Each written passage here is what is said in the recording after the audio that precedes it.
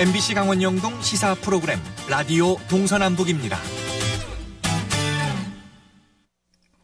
2019년 10월 9일, 오늘은 573돌 한글날입니다. 훈민정음, 그러니까 한글을 창제해서 세상에 펴낸 것을 기념하고 우리 글자인 한글의 우수성을 기리기 위한 국경일이죠. 그런데 왜 한글날은 10월 9일일까요? 한글을 사용하는 건 북한도 마찬가지인데요. 북한에도 이런 한글날이 있을까요? 한글과 한글날에 대한 이런저런 궁금증을 풀어보도록 하죠. 강원대학교 국어교육학과 김풍기 교수와 이야기 나눕니다. 안녕하십니까? 안녕하십니까? 네, 먼저 한글날이 왜 10월 9일인지부터 좀 설명을 부탁드릴까요? 예, 이게 좀 우여곡절이 있었는데요.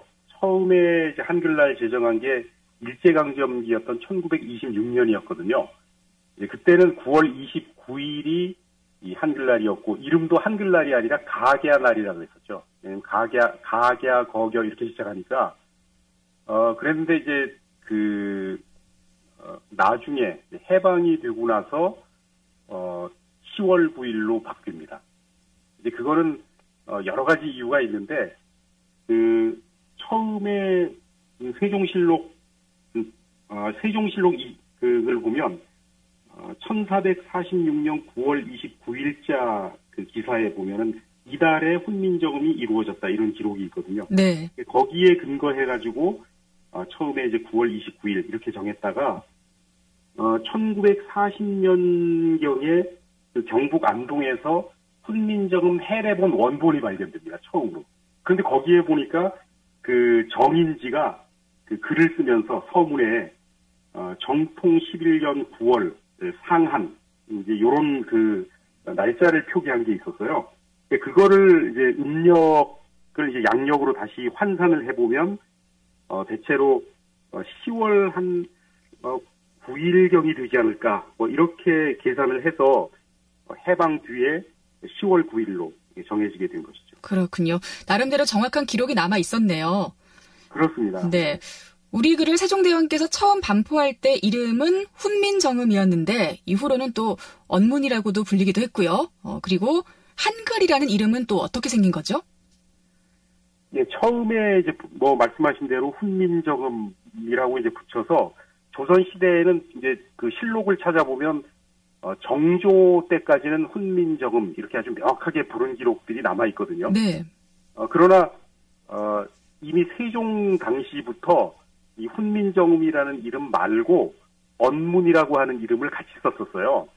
그런데 이 언문이라고 하는 게 약간 그 한문과 대비해가지고 조금 이제 낮춰 부르는 느낌이 있어가지고 이 언문이라고 하는 이름보다는 다른 이름이 필요하겠다 이런 생각을 아마 이제 하게 된 것이죠. 네. 그래서 뭐 언문이라든지 또 민간에서는 반절이라든지 뭐 또 일제감정기에는 각약을 뭐 이런 식으로 많이 불러오다가 1910년대에 주시경 선생이라고 그 한글을 이제 근대화, 학문화시킨 아주 중요한 분이 계신데 이런 분들을 중심으로 세상에 하나밖에 없는 글 또는 한글 할 때 한이라는 게 이제 위대하다, 크다 이런 뜻이 있지 않습니까? 네네. 그래서 여러 가지 뜻을 담아서 한글이라고 하는 용어를 이제 널리 보급하게 되고 지금 이제 우리가 그렇게 쓰게 된 것이죠. 그렇군요.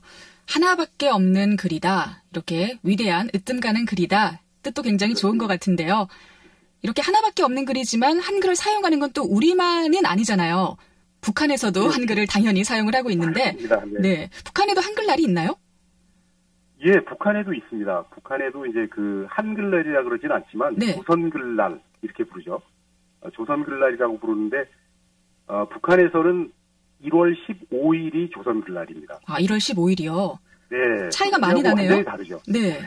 왜 그러냐면, 이제 남측에서는 이제 한글을 만들어가지고 언제 공식적으로 반포했냐 하는 그 기준을 가지고 10월 9일로 뭐 이렇게 정했고요.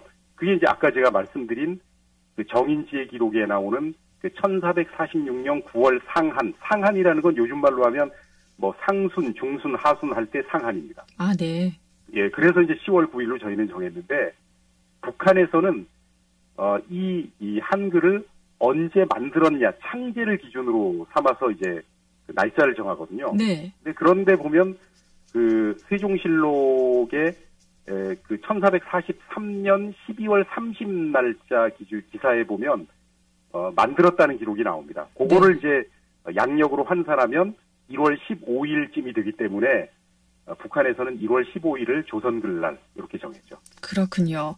근데 또 보니까 뭐 북한과 우리나라 말고도 미국에도 한글날이 있다는 얘기가 있던데요? 아, 예. 좀 굉장히 특별한 경우인데요. 네. 미국 캘리포니아주에서 아마 한인 1.5세이시라고 알고 있는데 최석호 선생하고 퀴크, 실바 이런 하원 의원들이 이제 공동 발의해서 그 10월 9일을 한글날로 정하는 것들이 이제 상원에서 만장일치로 통과됐다는 기사를 봤습니다. 그렇군요. 북한뿐만 아니라 또 캘리포니아주에서도 이렇게 한글을 기념을 하고 있네요. 그렇습니다. 네. 오늘이 달력에 이렇게 빨간색으로 표시된 공식 휴일이잖아요. 네. 그런데 한글날은 한때 국경일에서 제외되기도 했었는데 한글날이 지금까지 이어져 오는 이 역사도 좀 간략하게 짚어주실까요? 예, 이게 처음에 그 법정 공휴일이 된 거는 그 1970년대죠. 대통령령으로 이제 공식 공휴일이 됐었는데 1990년에 와서 휴일이 너무 많아가지고 그 산업 발전에 장애가 된다는 그 경제단체의 문제 제기가 있었어요. 네. 그래가지고 그때 이제 법정 공휴일을 대폭 축소했는데 거기에 한글날이 이제 들어간 거죠. 그래서 한글날은 그냥 공휴일은 아니고 기념일로만 이렇게 이제 계속 운영되다가 다시 이제 그 한글날을 그 국무회의에서 그해 8월에 법정 공휴일에서 제외하고 뭐 단순한 이제 기념일이 됐다가 2013년인가요? 2013년부터 다시 이제 법정 공휴일로 지정이 다시 됐죠. 그렇군요. 그런데 뭐 기념일이건 공휴일이건 우리 한글이 얼마나 우수한지는 다들 잘 아실 거예요. 그런데 네. 한글이 왜 우수하냐라고 누가 물어보면 네. 왜더라? 좀 대답하기가 곤란하더라고요. 한글의 우수한 점, 네, 설명을 좀 부탁드려도 될까요? 네, 이게 너무 많아가지고. 네. 뭐 미처 다 말씀드리기가 어려운데, 가장 이제 그 중요한 거는 저는 그 두 가지라고 봅니다. 하나는 배우기가 굉장히 쉽다는 점. 네. 그죠? 그러니까 그 외국 사람들도, 최근에 그 외국 사람들도 한글 배우신 분들 그 경험을 얘기 들어보면 하루 만에 일단 배웠다 그러거든요. 하루 만에요? 쓰는 방법을. 예. 네. 그래서 하루 만에 배워서 능숙하진 않지만 쓰고 읽을 수가 있다고 이야기를 들은 바가 있습니다. 네. 그 정도로 굉장히 쉽다는 거죠. 그 다음에 또 하나는 왜 쉽냐면 이게 과학적인 원리에 의해서 글자가 만들어졌다는 점을 들 수 있습니다. 그러니까 그 발음기호라고 할 수 있는 그 문자는 발음기관의 모양을 본뜬 것이고 또 거기에다가 천지인 사상이라고 하는 그 동아시아의 전통적인 사상, 철학적 원리를 그 속에 넣어서 이렇게 만들었기 때문에 우리 인간의 소리를 뭐 완벽하게 표기한다 이렇게 얘기하기는 어렵습니다만은 인간의 소리를 대부분 표기할 수 있는 아마 가장 뛰어난 문자 체계로 알려져 있습니다. 네. 네. 그렇기 때문에 그 우리나라가 문맹률이 굉장히 낮지 않습니까? 그렇죠. 그런 덕이 있는 것 같아요. 네. 그런데 또 최근에는 무분별하게 줄임말을 쓴다거나 또 알 수 없는 인터넷 용어도 많이 사용을 하고 있어요. 그렇습니다. 그래서 세대 간의 의사소통이 안 되는 일도 가끔 발생을 하는데요. 자, 마지막으로 우리말, 우리 글을 대하는 태도에 대해서 전하고 싶은 이야기가 있다면요? 언어라는 게 뭐 시대에 따라서 늘 변하고 또 그거에 맞춰서 우리가 이제 그 언어 생활을 해온 건 맞는데 의사소통이 안 될 정도로 줄임말을 쓰거나 이상한 용어를 쓴다면 그건 언어가 가지고 있는 그 인간과 인간 사이의 약속을 훼손하는 일이라고 생각이 됩니다.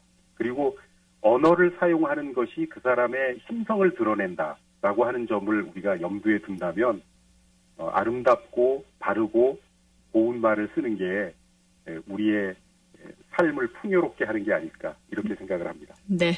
자, 오늘 한글날에 참 의미 있는 이야기를 해주셨습니다. 동서남북 세상보기 김풍기 교수와 함께했습니다. 고맙습니다. 네, 감사합니다.